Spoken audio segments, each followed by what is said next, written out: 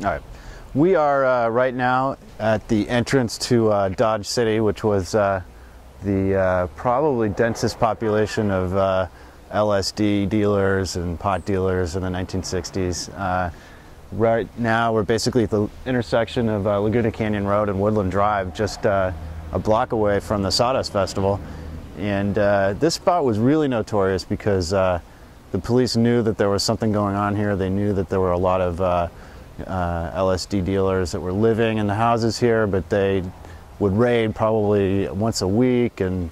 miraculously everything would disappear under the floorboards or into stashes in the hills, which of course are all around, so they didn't have a whole lot of luck. But the most dedicated police officer at that time was Neil Purcell, Laguna Beach Police, and he would basically park his police cruiser right here at the entrance to Dodge City, which got its name quite clearly because of all the frequent contacts with law enforcement here. And it was December 26, 1968, about 11 o'clock at night, when Purcell, who had just made a run up along the beach, decided to turn up Laguna Canyon Road and make a right here on Woodland to sort of hang out and sniff around, see what he could find. And he got to this point right here where you can see these two telephone poles are sort of sticking up into the street a little bit, and the road narrows just a tiny bit where these mailboxes are.